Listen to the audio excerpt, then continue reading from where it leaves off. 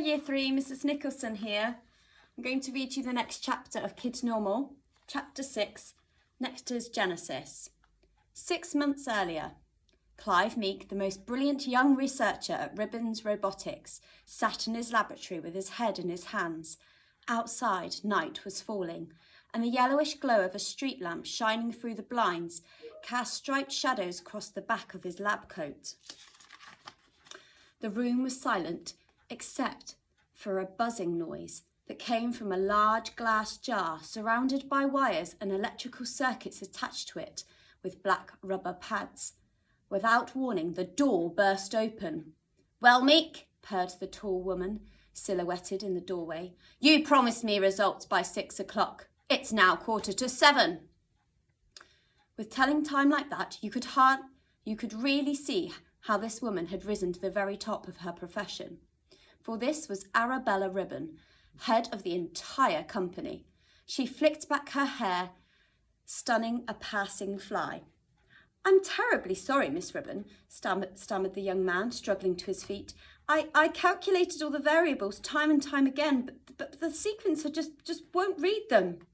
"You promised me that you could use the DNA of insects to create a new, more efficient kind of robot brain," hissed Arabella, conveniently summing up what was going on. "And I've paid you very well for more than a year now. I want results. I don't care if you have to stay here all night. If I don't see some progress when I come into this office at 9 o'clock tomorrow morning, you're fired." Yes, of course, Miss Ribbon. Thank you," cringed Meek. The door slammed and he slumped back into his chair. After a few minutes, he turned and tapped a few keys on an old-fashioned computer. Green numbers spooled upwards on the screen, and Meek narrowed his eyes. He rolled his chair over to the glass jar and peered inside. A single wasp was climbing up the side, flutting its wings, but weakly. "Why can't I read you?" muttered Meek. "Why are you hiding from me? What goes on inside that insect brain?" Suddenly, a thought struck him, and he stood up abruptly. "If the sequencer can't read you, wasp mind, I wonder, can it read any brainwaves at all?" he murmured. He detached 2 of the pads from the outside of the glass jar and clamped them to his own temples. The wasp buzzed angrily at the disturbance. Meek flicked a switch on the wall and a low hum started up. He turned back to the computer and typed in a few numbers. The screen went black, and then a single word appeared: "Sequencing." But for a long time, nothing else happened. "Let's increase the power, shall we?" Mused Meek, tapping in a few more numbers. Then, after another minute, a few more. The humming increased in volume, and the buzzing of the wasp grew more frantic. "Still nothing," snapped the scientist, adjusting the rubber pads on his head and tapping more buttons. "Maximum power." The hum became a scream, which mingled with the frenzied drumming of the wasp's wings. The electrical circuits attached to the glass jar glowed orange, and Clive Meek shrieked in pain. There was a sharp crack, a bright flash, and all the lights in the building went out. Now there was no sound. The glow of the streetlight fell on an empty desk. And this is Mr. Meek. Illuminating nothing but a slowly spinning plume of smoke as it rose from the burnt husk of a wasp in the shattered remains of the glass jar. Arabella Ribbon once again displayed her excellent clock reading skills by bossing through the door of Meek's laboratory at exactly 9 o'clock the following morning, and she was greeted by 3 things.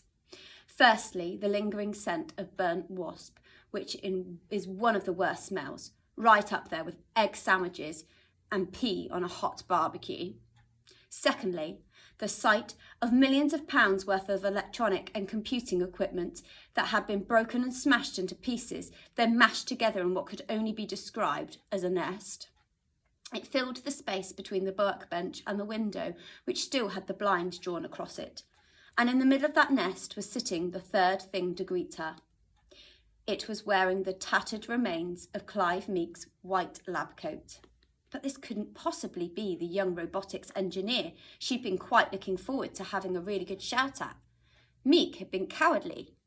This person was sitting with his back to her, calmly humming, or more like buzzing, an eerie little tune.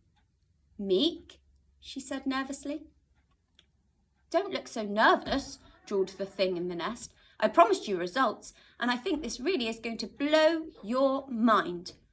"What do you mean? Look nervous?" said Arabella, straightening her back and remembering just who was the boss around here. "You can't even see me." "Oh, but I can see you, Bella. In fact, my vision has improved all around."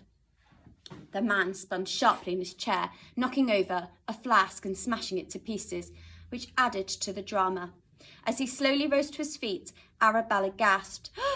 Whereas Clive Meek had two weedy-looking brown eyes, this creature had two enormous bulging insect's eyes. She could see her increasingly pale face reflected in them many times over. "What are you doing, Meek?" she shrieked as he advanced towards her. "Meek! Meek! Clive Meek is no more. He's flown the hive, you might say." "Isn't it bees that live in a hive? You look more like a wasp," said Arabella. "Silence," said the wasp. "You may have been queen around here, but it's time this swarm had a new leader." "Again, I think that bees," began Arabella, but it was too late. The creature reached out towards her, and she saw with horror a sharp, glittering sting protruding from the insect inside of each wrist. He lunged at her before she had time to think about escaping, the stings thrusting out further with venom dripping from the tips.